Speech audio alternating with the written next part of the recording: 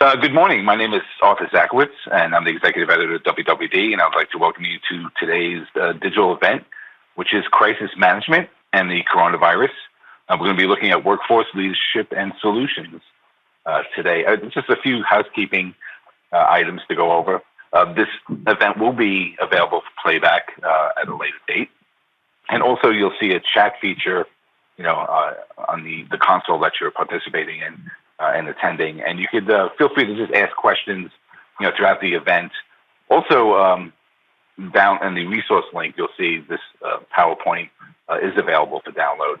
And also in the chat feature, I would encourage everybody, if you want to share any insights or links to resources or anything that could help everyone kind of navigate this kind of outbreak and really unprecedented disruption that's occurring right now. Please share that and let's do this collectively and let's work together. So with that, we're going to be hearing from Luisa Zargani, who's the Milan bureau chief at WWD, and Samuel Alexander. He's the CEO and founder of C2C Fashion and Technology LLC, who's going to be offering his insights on what's occurring right now and how this is a real shift, a permanent shift that's occurring as we speak, and it will change everything, and how important collaboration will be, as well as a technology kind of model that he's been working on, and he'll share that with us. We'll also be kind of looking at really the kind of workforce management, some of the leadership issues that have kind of arose over the past, just recently over the past few weeks. And we're going to be offering some tactics and suggestions and strategies to kind of navigate this challenging time. So with that, I'd like to kind of bring Luisa on here, and please just let us know what's happening right now, Luisa. What are you seeing, and how are brands and retailers managing this crisis? Hello, everybody. Yes, I've been witnessing this lockdown in Italy ever since March 10th, a total lockdown. But I still remember when, we first started hearing about the coronavirus cases in Italy. It was the tail end of Milan Fashion Week, just the day before the last day of the shows. In Italy, we heard about 229 cases and 7 deaths. And now, as of March 17th, we've had more than 31,000 infected and more than 2,500 dead. So it's something that has snowballed. Nobody could ever have imagined anything like this, to be honest. And so first it was, people working from home, avoid the subway, avoid, being all in packed places. And this started to happen during the shows when everybody was just, crowded and sitting, looking at the shows. And then after that, it all snowballed. It just became this huge crisis, and everybody started working from home. Some of the plants, the manufacturing plants, closed. Gucci recently said they closed 6 in Tuscany. Benetton closed all its plants, and then the stores closed. And so then at one point the government said, okay, that's it. You all have to stay home because that's going to help contain the risk of being infected, and also because the health system just cannot weather this kind of crisis, because the problem is there's just not enough beds, not enough intensive care units. And so the more people are out and maybe even risk, breaking a leg, they can't go to the hospital because it gets really problematic to take care of even someone who cuts his fingers. So that's why we have to stay home. And so far it's helped, but we don't. So the lockdown in theory is until April 3rd. So schools are closed, everybody's at home. But we already hear signs of, maybe it could be protracted. Easter is in mid-April, so probably schools are going to start after Easter. Students will be able to go back to school after Easter. Probably. This is not confirmed yet. So what are, you've been on a couple of the conference calls. How are executives responding? What's your sense of, their response? The response, everybody really does not know what's going to happen, right, because it's been such a fluid situation. As I said, it was supposed to be something, first it was just, okay, in China, never going to touch us. And then it became, as I said, it just snowballed. So nobody can really tell what's going to happen. We all say what the managers have been saying so far. Okay, if it's like a couple of more weeks, maybe we can still salvage the second quarter. It's going to be okay. The other day, when I was at listening to the Salvatore Ferragamo conference call with the analysts, the management said, I'm more concerned about the second half, basically, because they don't really know. So even the head of the Confindustria, which is the association of all the industries here, speculated that this will impact, first of all, of course, spring 2020, until, of course, fall 2020. And this would basically, maybe we'll be back in June 2021 in terms of business. So he sees about a year and a half of crisis in terms of business. And we'll lose what we gained in the past. I'm sorry. Basically, that the industry will lose what it's gained in the past 2 years. Right. So that's remarkable and unfortunate. I think some of the things that you're saying is occurring all over across Europe as well. In the United States, we see retailers closing. They're reducing their hours. They're starting to lay off people now. Is that for your part in Milan? Is this? Is there any hope? Is there? You had mentioned a little bit, some light at the end. Like, what is your sense? Is that? Yeah. Go ahead. Well, the Prime Minister a couple of days ago launched this decree. So it's a March decree. There may be another one in April with a 25 billion euro package, trying to support employment, so that we don't go into, we don't just ramp up the number of unemployed.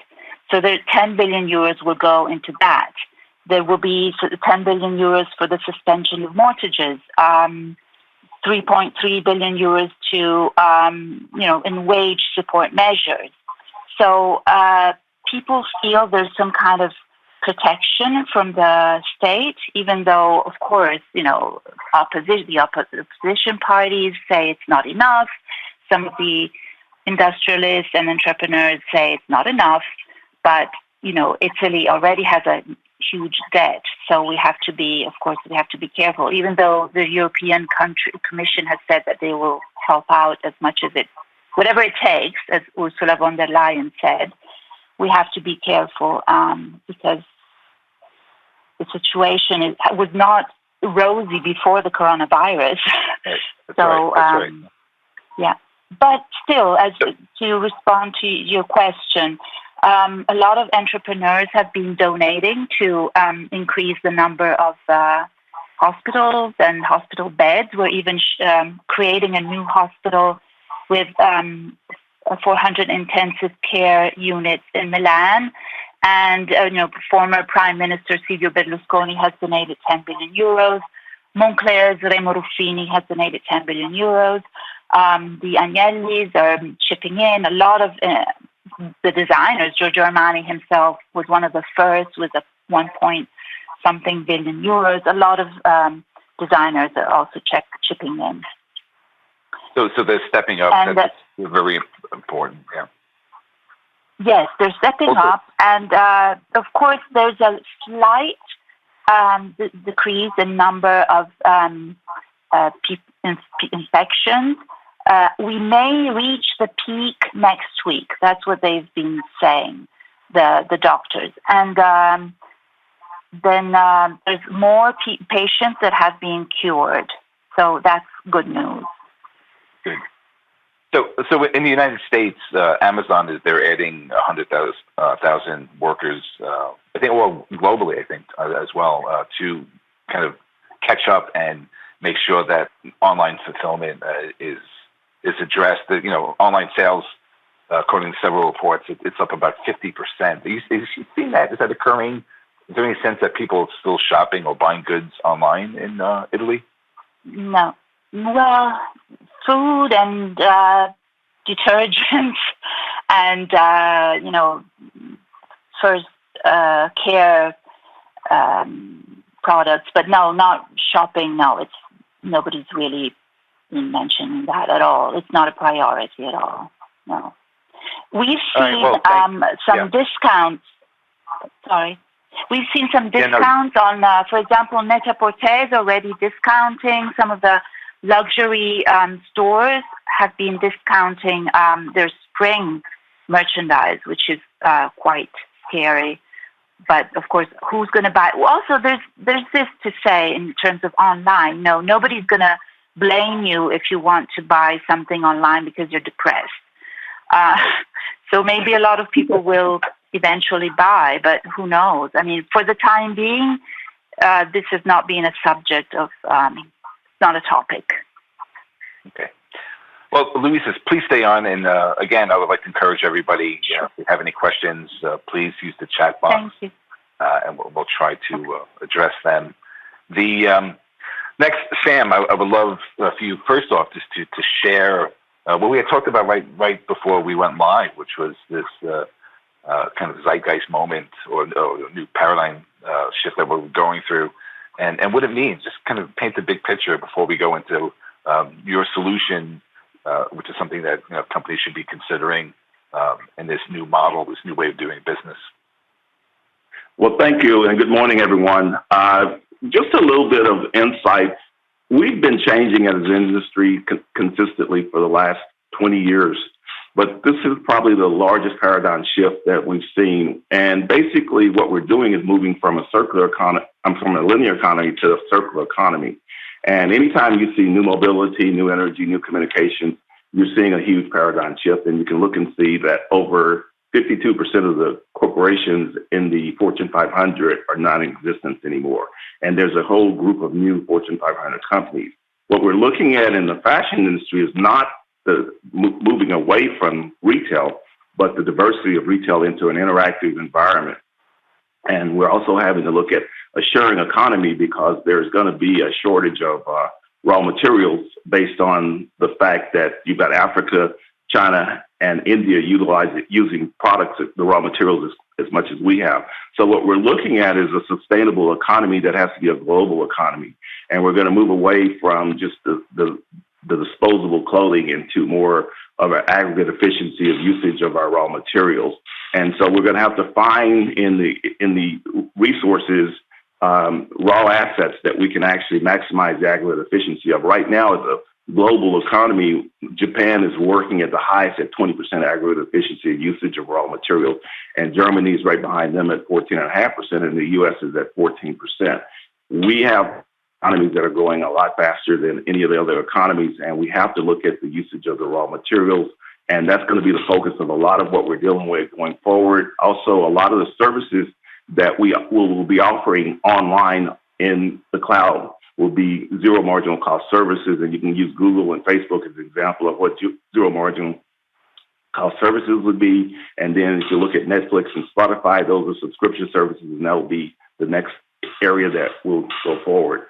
What I have been looking at is the inefficiencies of our industry, and in the past, there's been no one really producing technology for our industries, and because we were such a niche industry. But as an industry, we have the capacity to utilize this technology a lot better than anyone else. We just have to begin to implement it into our system. And I've spent the last portion of my life developing an ecosystem that connected everybody globally into one ecosystem, from the factory all the way to the consumer. And what we're looking at is the algorithm efficiency of AI and blockchain as giving everyone the ability to do analytics and be able to work with the customer better based on what they're looking for their quality of life to be. And what I see happening and what we're marketing towards is a quality of life versus a quantity of life. And I've developed an ecosystem that is an enterprise system, and basically any of our other companies that are out there that are in our industry we can API them into our platform, and we can have one global community based on artificial intelligence, blockchain, and collaboration within the companies. Everybody will control their own data and then give access to the data that they want to share. So we're moving away from the standalone systems into a whole collaborative global system. So does this crisis, the corona crisis, does it put a spotlight on the need for doing this? Or is it too late? I mean, what could we be doing now? This would be a good time for everyone to really sit back. And number one, obviously, the first thing we have to do is make sure that our employees are taken care of and safe. And then we have to look at what things will we have to look at going down the road. What is going to change after this is all over with? So we have to have some projection on that. Then we have to look at what are we going to do to change our company now that we have the time to really rethink our company and be prepared for the re-entry into the economy and once it's set. And what kind of economy will we have? The technology that's available will also be the answer to a lot of the issues that we're going to have with the finances of companies not having the assets to really employ the amount of people that they need to employ, because a lot of those people will have to be retrained into different industries and different jobs. So we're looking at a complete changeover of the way we even look at our business. And you're looking at robots. I mean, you got the Internet of Things, which is robotics, and IoT fashion, which right now you're looking at a new industry that's evolving in the next 8 years. It's a $150 billion industry, which is the IoT fashion industry. So there's a lot of things that we're going to have to look at from a company standpoint, and we should be doing that now while we have the time and focus in on how we can be proactive in the moving past where we're at now into the next new era. So just to be, I don't want to sound like a downer, but, there's going to be more disruptions in the future. This is, to me, this is a wake-up call. Right? Look at the history of the world. We've gone through many times of this before. I think we discussed it earlier, how many other viruses that we've had to deal with, that some of them may have been even worse than this one, but we are still here and we still survive as a society. Our question is focused on how we rebuild after this is over with. And that's what we have to look at now. As far as what we have to do to make it through this, we have to have a collaborative global partnership on how we deal with this on a global basis in partnership. And there's no more divisions between countries or whatever. We have to share information. We have to share resources. And we have to make it through this as a global society right now. Okay. Thank you. And just, kind of moving to the next topic, which dovetails off of this, is really like how to manage your workforce, from a leadership perspective. There are things that come up, communication barriers. There are people working remotely. It's hard to it's like herding cats, right? You got to get everybody together. There's issues around security, accountability. There are legal issues too, as people are considering store closures and looking at like who are the most vulnerable associates, and how do you manage all this? I know paid leave for work is a very sensitive and important topic for them, and it's also playing out politically. But the reality is that there will be layoffs, and it's almost inevitable. So, what can you do as a leader to manage expectations as you kind of weather through this? You also have to consider alternatives. There's other technologies, which we'll get into a second. But can you have certain sales associates, work remotely? What does that mean? Is that, does that involve clienteling? Yes. And it does it involve virtual associates? Yes. So there are models out there that may kind of fit into this new reality that you talked about, Sam.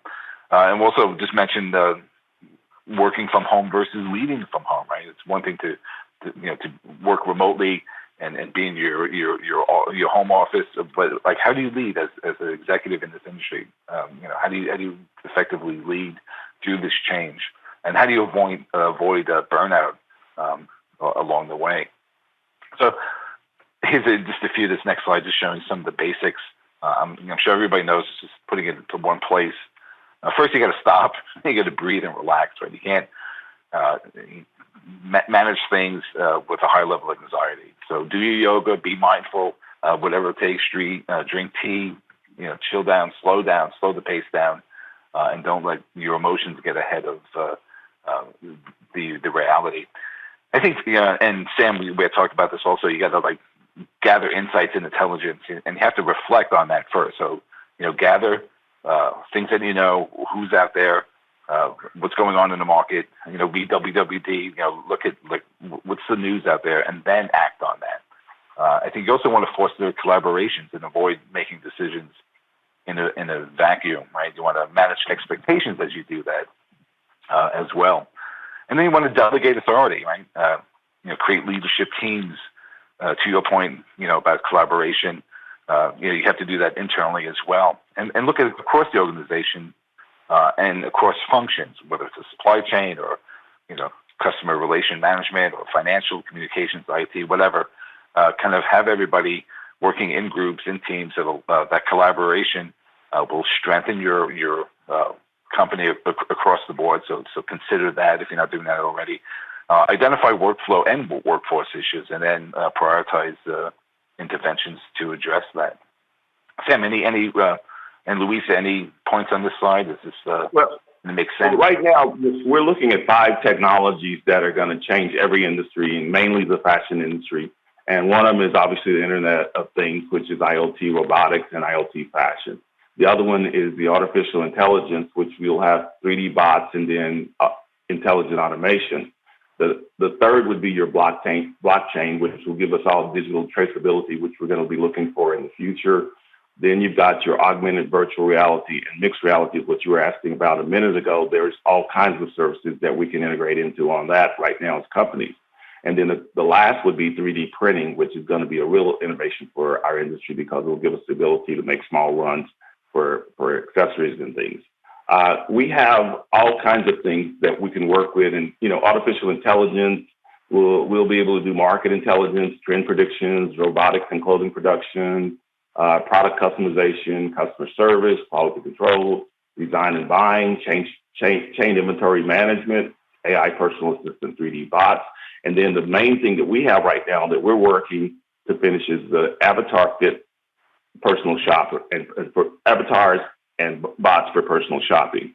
The blockchain will have for transparency in supply chain, intellectual properties, product authentication, real-time inventory visibility, blockchain factoring and finance, contract and data sharing, and decentralized and peer-to-peer integration. So before, you mentioned something interesting about, like technology. Once you create this kind of new model and new way of kind of working, you also have to change the culture of the company, right? You have to, you said that fashion kind of lags behind. There's a disconnect between fashion and technology providers. How do you bridge that? What do you have to do to kind of onboard these models and platforms? Well, number one, the retailer, the future shopping. And there's 3 areas that we're looking at as the new growth areas. And one is the bespoke, where we demand customization of clothing for customers with the new technologies that we have. And we actually have the ability to do custom clothing and have it made in 30 minutes and shipped in 3 days. That ability is there already. We're also looking at helping new designers and new companies start up with pop-up showrooms that will offset the high cost of the real estate that's killing most of our retailers now. And then you've got interactive digital showrooms, which will bring the interactive technology into the consumer, and the consumer will have multiple ways of accessing your products. So there's a lot of opportunity ahead for us as we move forward. Okay. Just going back to some leadership tactics that folks should be considering. Retail and fashion, it's a people business, right? And not everybody could work remotely. So you have to consider that, like the culture of the organization. You have to kind of really tune into who's struggling. Take it. I think somebody in the general chat said you have to take it day by day, right? Each day, go day by day. This is a very challenging time. Like we're right in the middle of this, so I think it's important. And we've heard from people chatting, and we've been reading headlines. They have to have constant communications and transparency, and you want to encourage that. And to your point, Sam, about technology, you want to start looking and adopting those technologies that make sense. But also, communication technology, whether you're using Slack or High Five or Google Hangouts, whatever. But you have to be also careful of, from a management perspective. I think the stuff that we've been researching says you can't overwhelm people, right? You don't want to have too many meetings. You don't want to, kind of bombard them with too many emails, right? You want to give them the space and the time and the trust, to do the work that's needed. So, just you have to be mindful of that as a leader in the industry or as a manager. Luisa, do you have any points of? Yes, no, Arthur. I was I was really thinking of an example yesterday. I was speaking to someone who said exactly what you were just saying now. That his boss, the very first few days, was bombarding him with emails, and he barely had no time to respond to each email because this person had lost track of how long it takes for something to do in a way, because she couldn't see her employee, and also because she wanted to just check that he was working. So it was very frustrating for him because he didn't have time to do what he was supposed to do, because he felt this presence, this person constantly sending messages, texting him, emailing him. And so that's disheartening, because also you feel like, okay, this person doesn't trust me. I'm working from home, but I'm really working. And then after a few days, his boss realized what was going on, because this is all new for a lot of people. Smart working is not something that is very common in Italy. And there's always this feeling, okay, who knows, maybe my employee is out smoking or drinking coffee all the time. And it's a matter of trust, and also understanding that, the situation is so bad that even if, this person does go out and take and smoke or whatever, it's okay, because he's a person and he needs his time off too. I don't know if I'm making sense, but that's, something that made me think, okay, if you're a good boss, you need to let your employee know that you trust him. Hello? And speaking of trust, that's Sorry, great. I thought I lost you. No, and speaking of trust, just going back to Sam's, kind of portfolio of technology solutions, you have to trust the technology too. So if you're using robotics, if you're using IoT, as a management and leader, you can't micromanage that stuff. You got to trust the technology, right, Sam? You basically have to look at partners. Now, everybody talks about employees, and I look at everything from the standpoint that everyone's a partner and everyone's a collaborative partner, and they bring assets to the table, and they bring their best assets, and you have to find the people that have the best assets. And what we're doing with this technology is not taking people's jobs away, but giving them the ability to be creative instead of robotics. And we're replacing them with robots, whether it be bots or actual robotics in the factories. We're using this technology to advance the quality of life for the employees, and looking at how we can move and make everyone have a better quality of life as we move forward. What we're looking at is smart factories, smart network, and then smart products. With IoT, everything will be connected completely from the factory to the garment. Everything is moving completely away. We're actually working in texted integrated biometrics, flexible yarn-based sensors. Everything is just moving, and the biggest focus we're looking at is preventive medicine, because we have a great opportunity in our products to actually start working with preventive medicine. One of my clients this week just came up with a new fiber that we can actually implement the medicine into the fibers that will go into your skin, and if they just got an approval for that, to be able to put this product on the market for any over-the-counter products that you have. So there's a lot of new technology that's going to come into the so-called fashion industry. But I look at it right now as an IoT industry to where we're moving forward, taking clothing away from just to look good and to protect us and move it into intelligence. And we have that opportunity to do that and to be the forward leaders of it in the country, and also the reshore industry back here, which we need to start making something in this country again. If we hadn't figured out that we can't sustain ourselves by taking all of our production offshore, then we should learn it from this day and time that we're going through right now. So Sam, we have a question here. Is this, how accessible is this technology to a smaller business or to entrepreneurs? Is it expensive? Everything is software as a service, so you pay for what you use, and that's the one thing about this technology. It's all enterprise, and you have the ability to have an enterprise system that's going to be bigger and better than anything that's out there now, and it's going to be geared to where you can be a small vendor or the largest vendor out there and be able to maintain the product globally that you need to market and brand and produce. So this is not something that's going to be limited to a small group. What we're looking at is the microeconomy, and that's how we're going to have to rebuild after this, is through a microeconomy. And right now, the consumer will find out the power that they have in their consumption. And the consumer right now, through all of the different medias, is becoming much more sophisticated in their buying and understand what they're buying and how they're buying it. A lot of that technology will also, and information will also be embedded into the product. So there's a lot of new things that we're going to move forward that will change the whole direction of how we make products, how we look at the products, and then how the consumer is willing to spend their money to purchase the products. Okay, so I want to go through just one case study of some technologies that could really help some folks right now. This is from Salesforce, and it's a clienteling technology. So basically, as we're seeing retailers cut staff and cutting hours, they're also developing kind of unprecedented plans to deploy virtual selling, and this includes clienteling, very specific tools. So essentially, it's shopping interactions are happening, more online as we're seeing, and we're seeing greater engagements.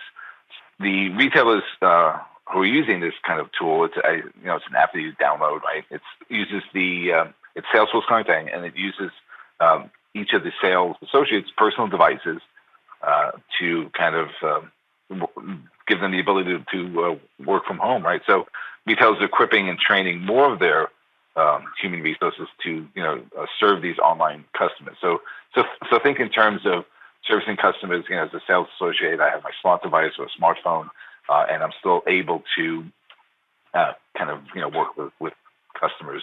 It's not for I don't know the scope of it. I think you really should find out more from the company, but I would reach out to Salesforce directly and find out more details about how it works. But essentially, associates who are working from home communicate, using a live chat, email, text, and social media. So you get that 360 kind of experience with the customer, and it's I think it's exactly what people need as a consumer. You're sitting around it, you're probably going a little stir crazy. So wouldn't it be nice to have that experience with the sales associate, from your favorite brand or retailer?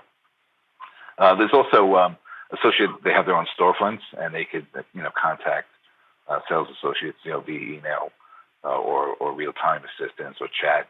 I think associates also will be compensated for the sales that they that occur online using the app. And the other thing that we talked about earlier, which is and you talked about too, Sam, is virtual associate kind of being part of this mix. And given the current crisis, there's a way that you could still interface and interact with consumers on that level. So there are solutions. This is just one of them. But go ahead, Sam. Yeah.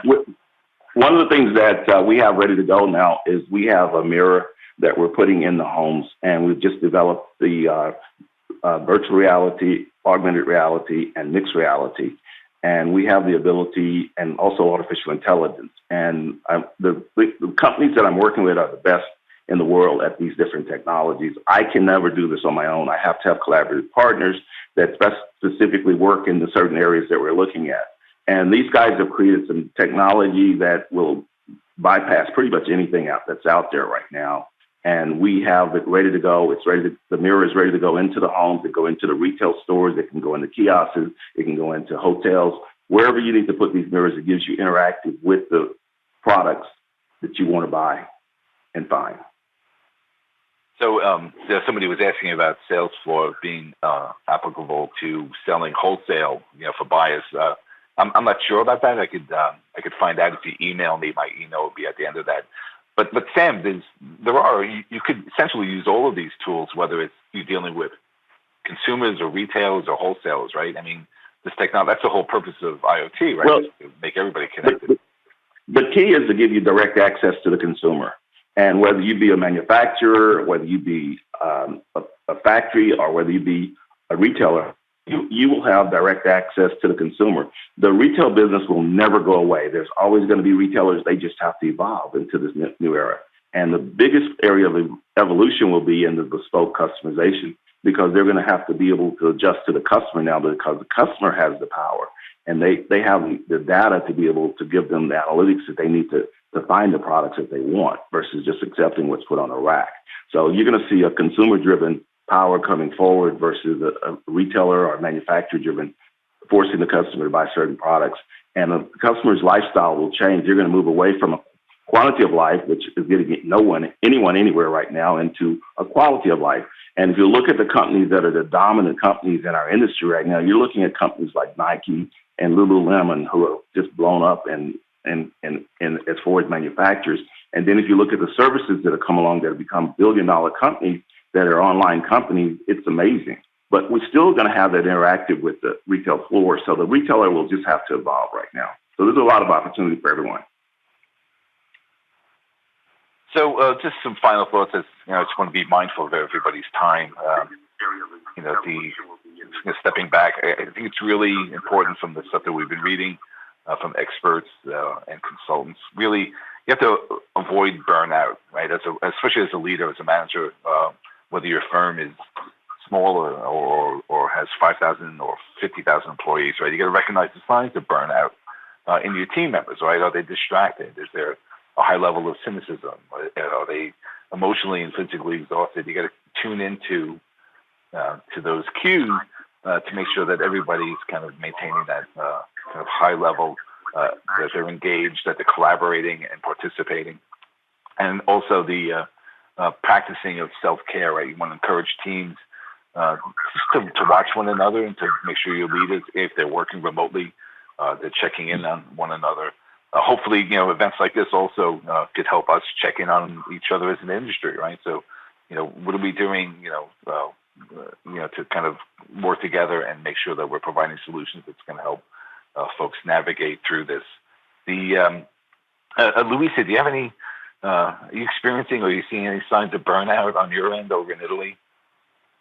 Well, my team is small, but we try to, I don't know if you're asking me about on a personal level, we try to talk at least a couple of times a day, just to share ideas and talk about stories and how we can do the reporting. And so there's, I can tell that they are, also because they're young, they're used to going out and everything, they're a little, saddened. They're saddened by the situation, and they need to feel they're part of a group and that they still matter, and they need their spirits to be kept high. So that's what I try to do. But I do see some signs of, when is this going to end? And I'm sure this is a small micro, office, but I'm sure that that's felt all over the place, because after, social interaction is important. We're used to being social. So being on our own is, working on our own is something we're not used to. Sam, what are you seeing in your professional kind of circles? Is people, are they concerned for one another? Is there an increase, like you had mentioned, that shift that we're going through now? So is there a willingness to work together? Is there a willingness to collaborate more? Well, I just got off the phone with one of my coworkers here. Her name is Linda Asap, and she basically asked me, Sam, we have a group here that's a local organization they call Textile Global, and basically we are trying to organize the industry here in Austin to start developing new industry here for the fashion industry in Austin with utilizing the technology. And she said, Sam, why don't we get everyone together and start taking everyone that's here and creating products that can be beneficial to having the recovery time. And one of the things she talked about was just making masks right now, which I thought was interesting, but I don't really have a lot of research as to the effectiveness of these masks. But there's a lot of things that, as a collective conscience, that we can do together to rebuild and build together. And it's going to take all of us collectively to create this microeconomy and rebuild after we go through what we're about to go through. The devastation is here. But the thing we have to look at from the economy standpoint, it was here before we got to this point, and the change was coming. The paradigm shift was already here. And as a group, we can work together, collaborate globally, and rebuild everything in a more sustainable, socially aware direction as far as our economies go, because we're all going to be rebuilding, so why don't we rebuild it right? Thank you, Sam. That was great. I think just one kind of final thought before we open up to more questions. We just have a few minutes left, but I just want to reiterate the importance of empathy during these times as a leader, as a manager, or as a mid-level manager, or as just a sales associate. Just kind of put yourself in others' shoes for a moment, and kind of try to feel what they're going through. This is a very difficult. This is a new kind of time for everyone, unprecedented in its challenges and its scope. And I think if you just practice being more mindful and empathetic, and being more empathetic, and slowing things down again, like not reacting immediately, kind of slowing time down a little bit and thinking and then reacting and acting on those kind of thoughts and emotions. I think it would be a great help. Sam, any closing thoughts you want to share? Well, right now, I think that as a collective conscience, we all have to start looking at how we can survive and work together and rebuild. And I think that we have a great opportunity, especially with the changes that we were already going through in the fashion industry before this happened. Now we can take it and look at it and say, how do we make this a more sustainable, more eco-friendly industry? And also, how do we make it to where we have an industry here in the U.S. again, and we can start building our factories back and doing the things that we need to do to create that environment again here in the U.S. Luisa, any final thoughts, closing thoughts you'd like to share? No, I mean, I agree. Of course, it's so important to feel united against, the virus, and so just to fight all together. I mean, that's for sure. It's helped people in Italy. We've as I was saying earlier, there's a sense of just united, we can get over this and survive. So the power of empathy, yes, it's fundamental. I agree. So with that, we have just a couple of minutes, but we have one question here. What do you see as the future for marketing and advertising, I guess, in this current market? I could kind of address that briefly, and Sam and Luisa, you can as well. It's just from my perspective, I think marketing and advertising has a critical role to play. Right? We talked about connections. Brands aren't going away. People are still going to be shopping, but how they shop is going to be different, as Sam pointed out. And we're already seeing that as online shopping kind of takes a new role, and e-commerce emerges as a more important factor in today's business. So I don't see advertising and kind of marketing disappearing. It may change, like how we advertise and how we connect and how we get that messaging out to consumers, and how brands kind of develop their marketing and advertising plans moving forward is going to change. There'll be a shift, but I don't see it going away. I think we still need to connect, and we still need to get that messaging out and to tell those narratives.